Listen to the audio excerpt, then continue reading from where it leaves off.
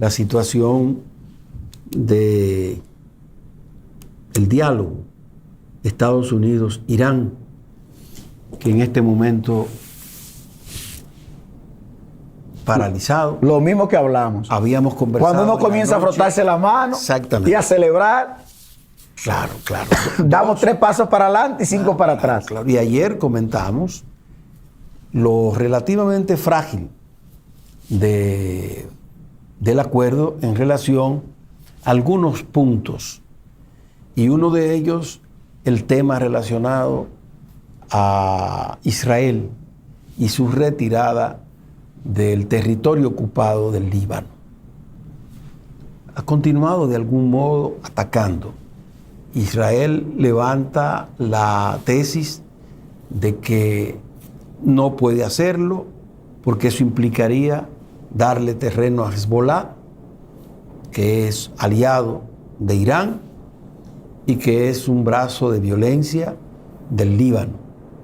Entonces, en el acuerdo, la paz en esa zona era parte de ese acuerdo. También ha salido a reducir el tema del enriquecimiento de uranio, que puede ser conducente a que Irán desarrolle una bomba atómica. Estados Unidos, en reiteradas ocasiones, sobre todo en la voz del presidente Donald Trump, ha planteado con carácter de innegociabilidad el que Irán pueda tener eventualmente una bomba nuclear y que esto presente un mayor nivel de peligrosidad a partir de su discurso. Esperar, pedir a Dios que las cosas encuentren camino para la paz. El diálogo que se tendría en Suiza luce ahora mismo un poco estancado. ¿Qué eventualmente puede favorecer el que no se desencadene un nivel de violencia más allá? Probablemente, pienso yo, 2 cosas. Una, la guerra híbrida que se desarrolló Israel, Estados Unidos, Irán, generó costos muy fuertes para Estados Unidos. Estamos hablando de más de 25 mil millones de dólares que afectó la economía, que generó un poco de inflación, que afectó la popularidad del presidente Donald Trump, que busca un segundo mandato. No, que no puede. Y que bueno, busca la manera de continuar. Ya a la altura... Bueno, él podría estar buscando la manera de que su partido continúe en el gobierno. De la atalaya uno no sabe... No, pero en esa sociedad no. Uno no sabe... Bueno, están ocurriendo cosas que uno antes decía eso mismo, pero en esa sociedad... No, eso no puede pasar. La mentira se ha convertido en un elemento que está a la orden del día. En una sociedad que se cuidaba tanto de eso. Pero bueno, está el tema de la pérdida de aceptación. De aprobación. De aprobación. Y por otro lado, parece que necesita recomponerse en términos de fábrica de elementos y de recursos para darle continuidad al enfrentamiento. Porque de las cosas que pudimos mirar es la desigualdad en el costo. Tener que utilizar un misil con un precio de $3 millones o más para darle caza a un dron que cuesta apenas $25,000. Entonces, a veces tiene que usar 3 para alcanzar un dron y resulta que ahí hay inequidad de costos y los costos terminan reflejándose en la calidad de vida de la gente. Pienso que de algún modo Donald Trump buscaba la manera de encontrar un espacio para ponerle un stop al conflicto. Se fundamentaron en una tesis original que ahora estamos observando fue muy incorrecta. En principio, pudo haberse entendido que decapitando al líder ayatolá, eso era suficiente como para generar una atmósfera de conflicto, descabezar el liderazgo militar, pues generaría anarquía. Como precedía a esos eventos un conflicto interno, a lo mejor eso iba a atizar el conflicto interno y todo iba a resolver fácil. Resultó todo lo contrario. Había un esquema totalmente diferente que se ha mantenido dando respuesta y ha asombrado a los del conflicto y a una buena parte del mundo en términos de la capacidad de respuesta que ha tenido este país, ¿no? Y que ha anulado prácticamente la franja número 1 de reserva, que eran todas las estructuras militares, bases militares que tenía Estados Unidos en Qatar, en esa zona del Oriente Medio, que ya están prácticamente desarticuladas. Así es. Yo a veces me pregunto si será que el presidente Donald Trump realmente no escucha a sus asesores y él dice lo que él quiera y nadie le puede decir lo contrario.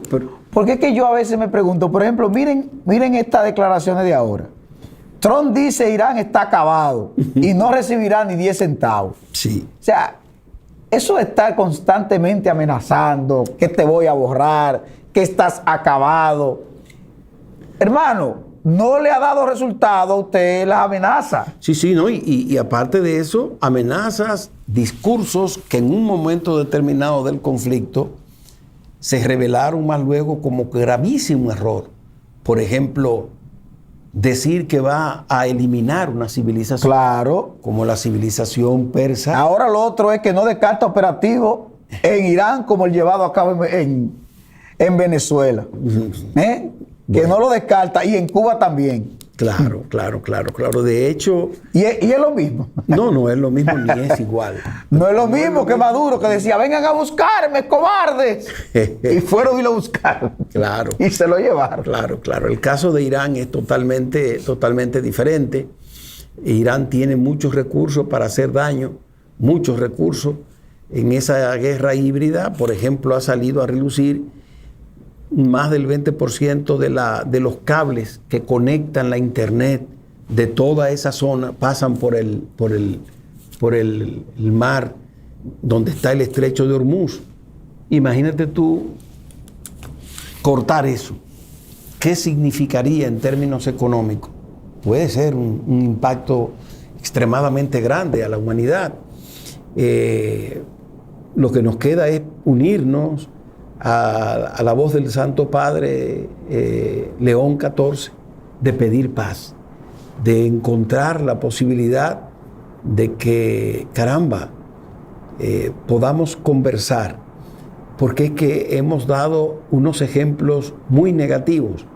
Desde el 1945 a la fecha se han patrocinado más de 11 guerras grandes, desde Corea del Sur hasta Vietnam, Granada, Panamá, Libia, Irak, guerras que... Afganistán sobre recursos de mentira. Y entonces ha ido aprendiendo una parte del mundo, sobre todo Corea del Norte, aquella expresión de Antonio Gramsci del equilibrio inestable. Si yo tengo capacidad para hacer daño, disuado la posibilidad de que me ataquen. Y realmente ha habido cierta actitud de respeto con relación a Corea por la capacidad de peligrosidad que tiene. Y eso probablemente lo estén comprando otras naciones. Lo propio ha ocurrido con el tema de la moneda. De más en más, pienso que ha habido un error en términos de utilizar la moneda como un recurso de guerra, de bloquearte, de sancionarte, porque eso ha dado como consecuencia que muchos países hayan empezado ya a comercializar en otra moneda. Y bueno, eso es parte de un problema geopolítico que tenemos en el mundo hoy, y que nosotros, creyentes en Dios, nos refugiamos en la oración. Pedir que se encuentren caminos hábiles para que haya paz, para que haya convivencia, para que haya coexistencia pacífica.